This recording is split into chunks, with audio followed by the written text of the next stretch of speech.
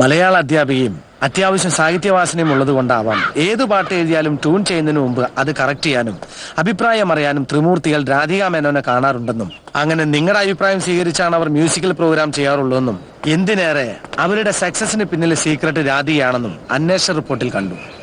അവരുടെ കഴിവിലൊരു ആരാധന ഉള്ളതുകൊണ്ടാവാം കോളേജിൽ എല്ലാവർക്കും ത്രിമൂർത്തികളോട് തോന്നിയൊരു അടുപ്പം പോലെ രാധികയ്ക്കും അവരോട് തോന്നിയത്. അങ്ങനെയും സംഭവിക്കാം. ഈ അറ്റാച്ച്മെന്റ് ഒരു ഗുരുശിഷ്യ ബന്ധമാണോ അതോ ബെസ്റ്റ് ഫ്രണ്ട്സ്, അതായത് നല്ല സുഹൃത്തുക്കൾ. സൈക്കോളജി അനുസരിച്ച് സ്വന്തം രക്തബന്ധത്താക്കൾ ഉപരി ഉള്ളു തുറന്ന് ഏത് കാര്യങ്ങളും ഷെയർ ചെയ്യുന്നവർ. അങ്ങനെയെങ്കിൽ അവർ ചെയ്ത കൊലപാതകങ്ങളെ കുറിച്ച് മിസ് രാധിക മേനോൻ അറിയാമെന്ന് ചുരുക്കം. അവർ കൊലപാതകളല്ല, അവരത് ചെയ്യില്ല. കൊല്ലപ്പെട്ട ജസ്റ്റിസ് തന്റെ അമ്മാവനായിരുന്നിട്ടും ആ കൊലക്കേസിൽ പോലീസ് സംശയിക്കുന്നവരെ രാധികയ്ക്ക് അങ്ങനെ പൂർണ്ണമായിട്ട് വിശ്വസിക്കാൻ കഴിയും? തീർച്ചയായും അവരത് ചെയ്യില്ല. എനിക്കതിൽ നല്ല വിശ്വാസമുണ്ട്. പിന്നെ നിങ്ങൾ അത് വിശ്വസിക്കണമെന്ന് എനിക്ക് നിർബന്ധമില്ല. കാരണം നിങ്ങളൊരു പോലീസുകാരനാണ്, കുറ്റവാളികളെ മാത്രം തേടി നടക്കുന്ന പോലീസ്. ചൂടാവില്ല madam, cool down, please relax. അപ്പൊ പിന്നെ ആരായിരിക്കും? ഏതാ പെൺകുട്ടി? ഗീത, വിനോദിന്റെ കസിന്. ഇങ്ങുവാ. ഗീത, രണ്ടാം പ്രതി വിനോദിന്റെ മുറപ്പെണ്ണ്. അവരെ കുറിച്ച് എന്തെങ്കിലും അറിയാതിരിക്കില്ല. എങ്കിൽ ഈ കുട്ടിയോടൊന്ന് ചോദിക്കല്ലേ മിസ് മേനോൻ. വിനോദിന്റെ കസിനോ അതോ വുഡ്ബിയോ? അങ്ങനെ സാർ ഉദ്ദേശിക്കുന്ന പോലെ ഞങ്ങൾക്ക് പറയത്തക്ക ബന്ധമൊന്നുമില്ല.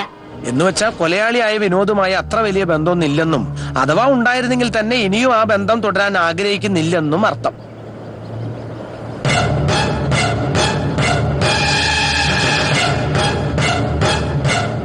ആർക്കും വ്യക്തമായിട്ടൊന്നും അറിയില്ല. എങ്കിൽ പിന്നെ രണ്ടാൾക്കും പോവാം. എക്സ്ക്യൂസ് മീ, അറിയാനുള്ള ആഗ്രഹം കൊണ്ട് ചോദിക്കുക. കഴുത്തി കിടക്കണേ മാലയിലും കയ്യിൽ കിടക്കണേ മോതിരത്തിലും വി എന്ന ഇംഗ്ലീഷ് അക്ഷരം കൊണ്ട് ഉദ്ദേശിക്കുന്നത് വിക്ടറി എന്ന ഇംഗ്ലീഷ് വേർഡാണോ അതോ? വിക്ടറി, അതാണ് sir correct. Okay okay okay, എന്നാ ശരി.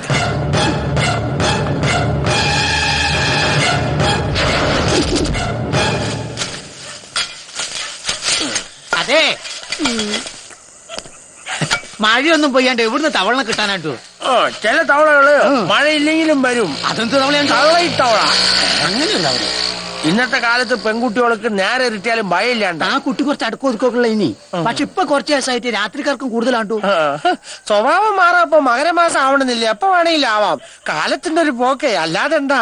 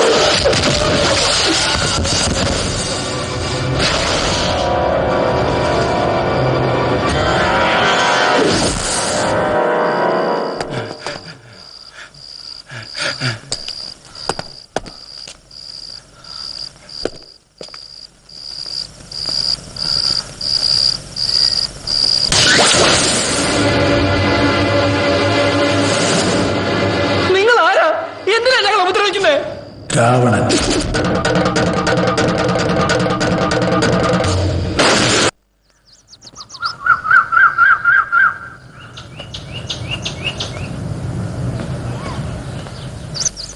നിങ്ങൾ എന്റെ കസ്റ്റഡിയിലുണ്ടെന്ന് എനിക്ക് നിങ്ങൾക്കും അല്ലാതെ ലോകത്ത് മറ്റാർക്കും അറിയില്ല, ഡിപ്പാർട്ട്മെന്റിന് പോലും.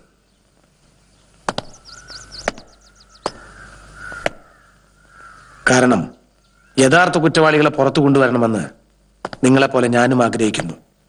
പക്ഷെ അതിനു വേണ്ടത് പരസ്പര സഹായമാണ്.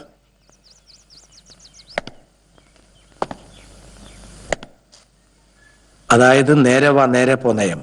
I mean straight forward.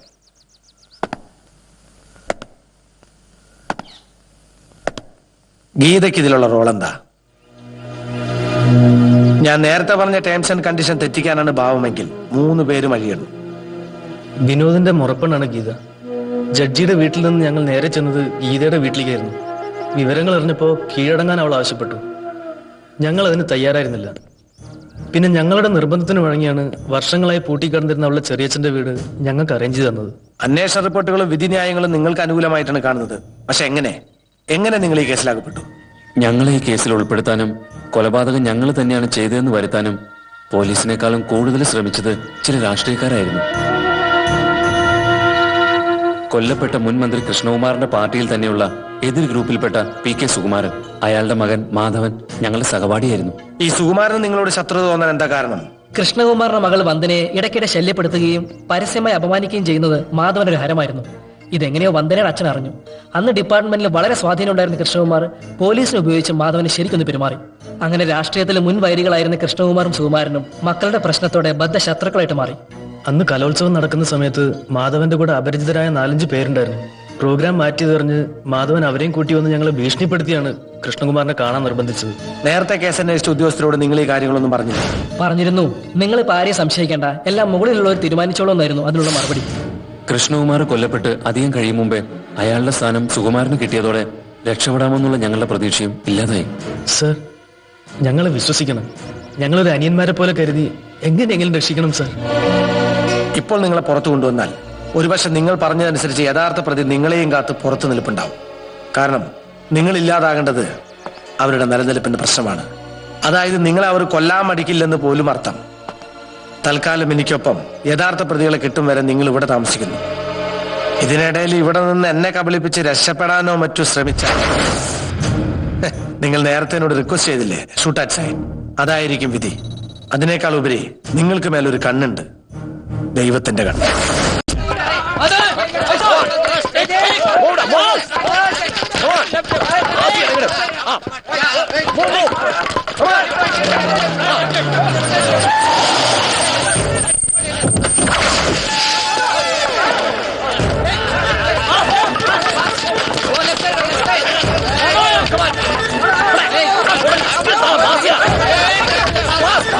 ഇവന്മാരെ കൊന്ന് നേരെ ചൊവ്വാക്കിയെടുക്കാൻ ഇത്തിരി പണി ഉണ്ടല്ലേ സുന്ദര? ഓ അതല്ല തന്നെ. പൊരിച്ച കാടയുടെ ഇറച്ചി മുട്ടനാടിന്റെ ചൂട് ചോരയും കുടിക്കാനുള്ള യോഗം കാണുന്നുണ്ട്. അപ്പൊ കളി സ്റ്റാർട്ട് ചെയ്യാല്ലേ? കളി സ്റ്റാർട്ട് ചെയ്യാൻ അതിനൊരു കളിക്കാനുള്ള ഒരു റെഡിയാണോ ഒന്ന് കേക്കട്ടെ.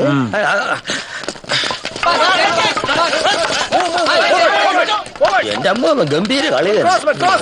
മാധവാ, മാധവാ, വർഗീസ് സാറ് അടിച്ചടിച്ച ഡ്രസ്സുകളൊക്കെ ഇട്ട് കളിക്കാൻ കണക്കാക്കി തന്നെയാണ് വന്നിരിക്കണം. ഇനി നിങ്ങൾ കൂടെ റെഡിയായ മത്സരത്തിന് വിസിലു ഇതായിരുന്നു. രാവിലെ നിന്റെ തിരക്ക് ഒരുപാട് കറങ്ങി കേട്ടാ. വീട്ടിൽ ചെന്നപ്പോ പറഞ്ഞ് കാളയെ കാണുമെന്ന്, കാളയിൽ ചെന്നപ്പോ പറഞ്ഞ് ക്ലബിൽ കാണുമെന്ന്, ക്ലബിൽ ചെന്നപ്പോ പറഞ്ഞ് ബാറിൽ കാണുമെന്ന്, ബാറിൽ ചെന്നപ്പോ ഈനാജ് മാപ്പിള പറഞ്ഞ് നീ കോലുമായിട്ട് കളിക്കാൻ ഇറങ്ങിയിരിക്കുകയാണ്. എന്താ കാര്യമുണ്ട്. നീ കൂടുതൽ പെരുപ്പിക്കല് കേട്ടാ. എന്റെ തടി വരെ കെടുത്തരുത്. ഒന്ന് വണ്ടി കയറേ. വരട്ടാതെ സാറേ, നമ്മളെ വിട്ട് വേറെ പണി നോക്കി സാറേ തള്ളി.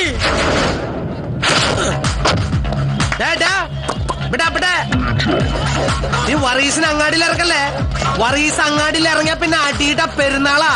തോട്ടങ്ങാ പിന്നെ പൊളിച്ചടക്കി ഞാൻ. സുന്ദര, നീ വണ്ടി കയറി. ഇത് ഞാനും ഇവനും തമ്മിലുള്ള സിംഗിൾ കളിയാ. നീ വണ്ടിയിലിരുന്ന് കളിയാണ്. നന്നായിട്ട് കളിക്കിച്ചല്ല. പോലീസും കോപ്പൊക്കെ അങ്ങ് സ്റ്റേഷനില്ലേ? ഇവിടെ മാധവന്റെ ഭരണ. രാവണൻ എന്നുള്ള പേരിൽ അറിയപ്പെടുന്ന നിനക്ക് 10 തലയുണ്ടെന്നൊരു വിചാരമുണ്ട്. അത് നാട്ടുകാർക്ക്. പക്ഷെ എന്റെ മുമ്പില് നീ ഇപ്പോഴും കൊമ്പ് മുറിഞ്ഞ ഒറ്റത്തലയൻ തന്നെയാടാ. നീ ചാലക്കുടിക്കാരനായിട്ട് വേട്ടിച്ചിട്ട പോളല്ലേ?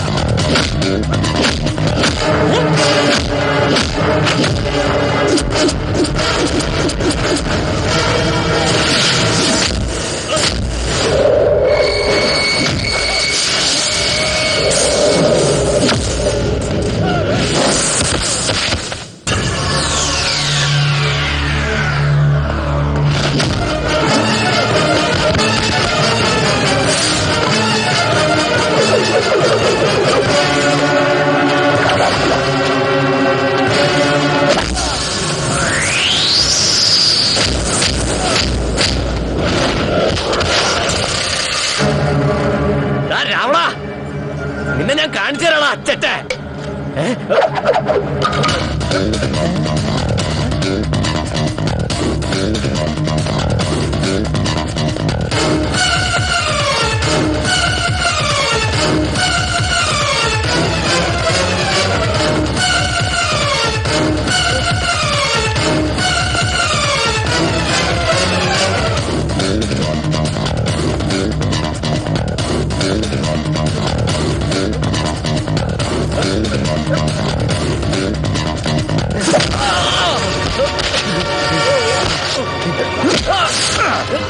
നിലാവ് വീണ പാതിരയ്ക്ക് പനംകൂട്ടങ്ങളിലിരുന്ന് ഊഞ്ഞാലാടുന്ന യക്ഷികളെ കുറിച്ചുള്ള കഥകൾ മുത്തശ്ശിമാര് നട്ടുച്ച നേരത്ത് പറഞ്ഞെന്നാലും മതി. പകലെന്നോ രാത്രിയൊന്നില്ലാതെ എപ്പ കണ്ണടച്ചുറങ്ങിയാലും പേടി സ്വപ്നമായിട്ട് അത് കാണാം. അതുപോലെ നിനക്ക് ഈ രാവണനും കാണണം. മരുന്നിനൊരു പേടി സ്വപ്നം, അത് നിനക്ക് അത്യാവശ്യ.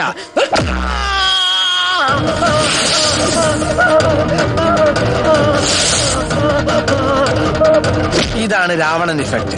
ശരിക്ക് കണ്ട് മനസ്സിലാക്കിയോ. കുറച്ച് കഴിയുമ്പോ പഠിക്കാനുണ്ടാവും.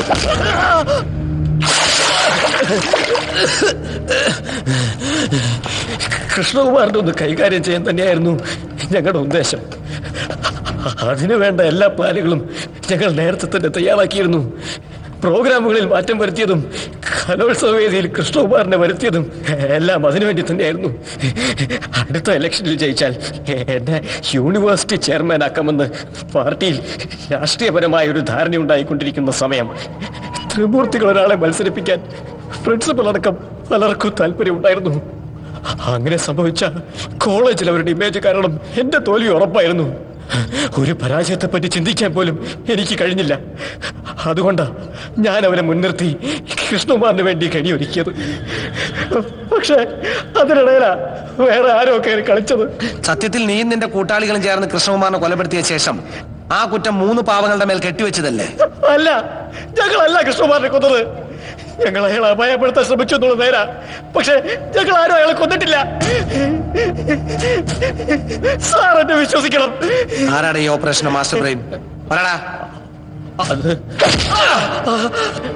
അത് അച്ഛൻ.